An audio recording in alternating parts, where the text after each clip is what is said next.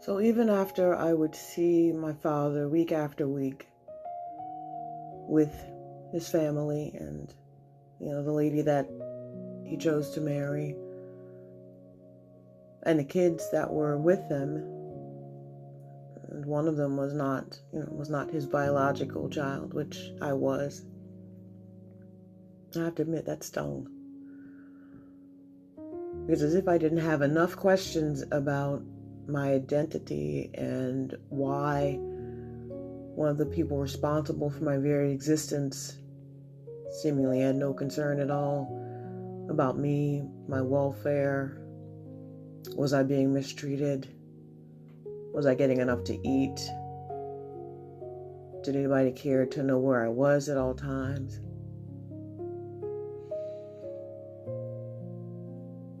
I asked myself, why was that kid good enough to be with my father and I wasn't? And of course I started thinking, okay, there must be something wrong with me. There has to be some reason that your father, your biological parent, wouldn't be interested in being around you or getting to know you or even being concerned if you were okay.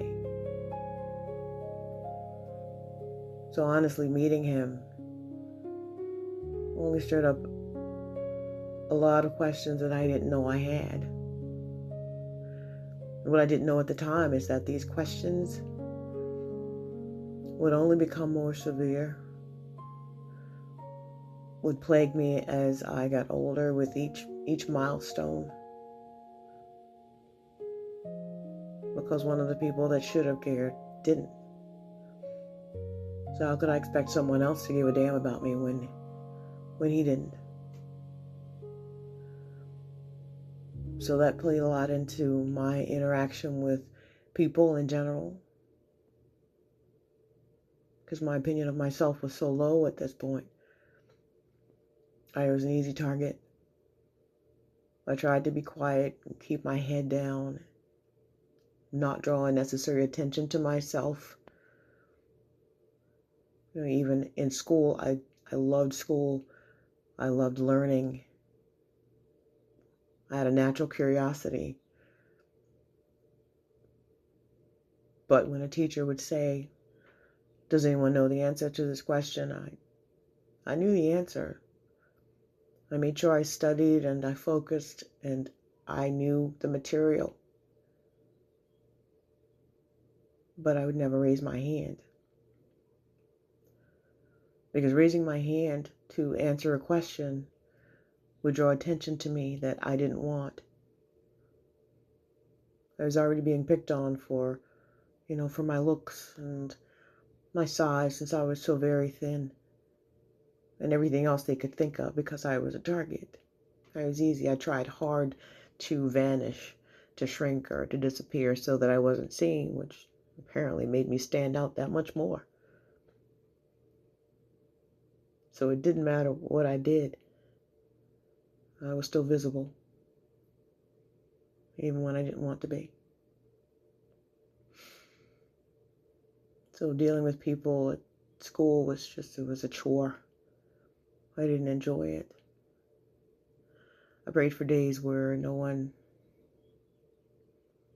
called out anything about me, but that was the nature of the beast. There was always something they could poke fun at. So the harder I tried to shrink, living in the shadow of a man who didn't want me, the more visible I became.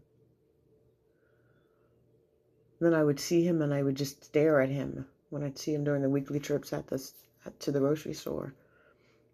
It was a very small town, so I wondered why some people would stare at me. They look and they talk, some older people, like they always knew. Everyone knew, I guess, but me.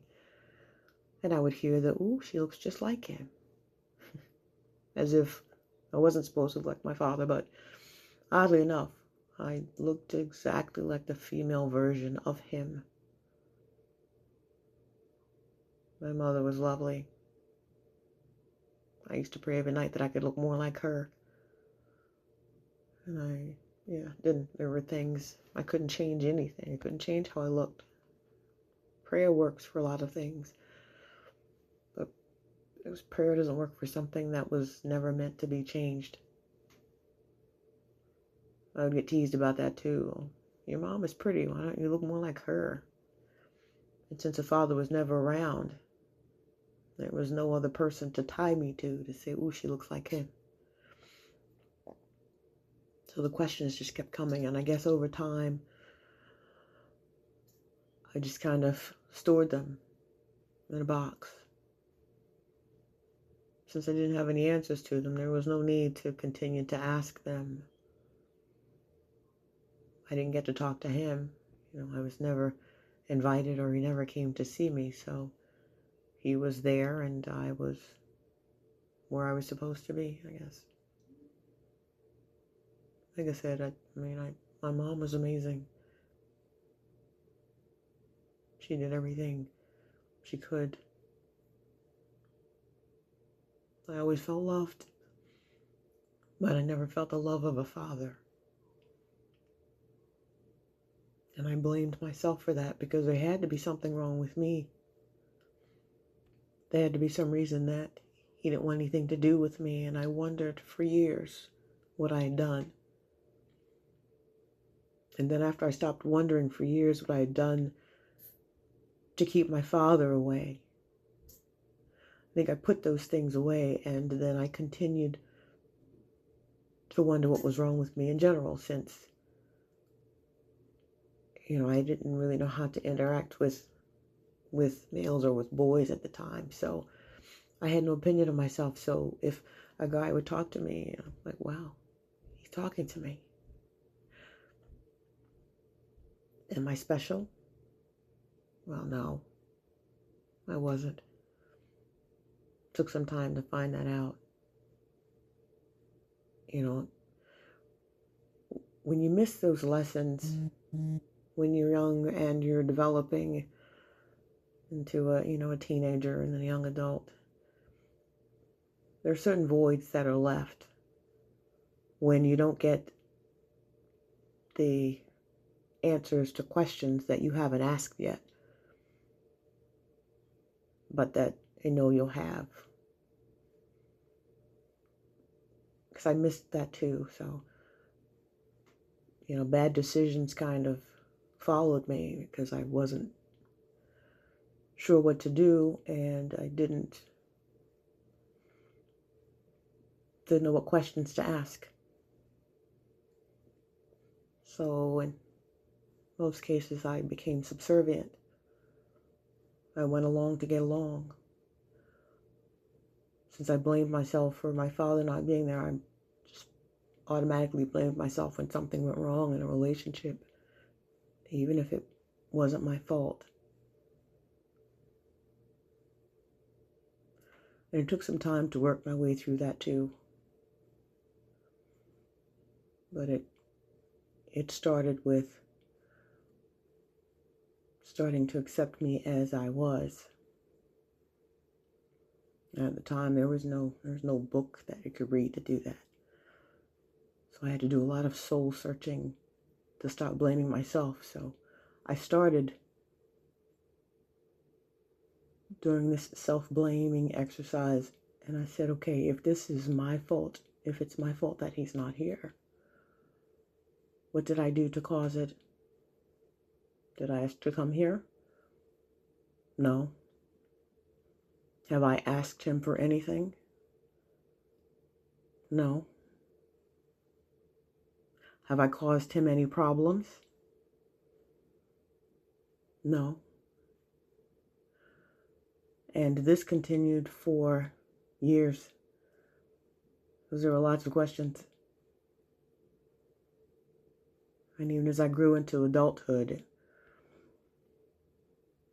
I had to figure out who I was, who I wanted to be, who I wanted to become, in spite of the father who never told me I could be whoever I wanted to be. So it was not my fault that he wasn't there. He didn't want to be there. So I've learned in life that if there is someone in my life that does not want to be here,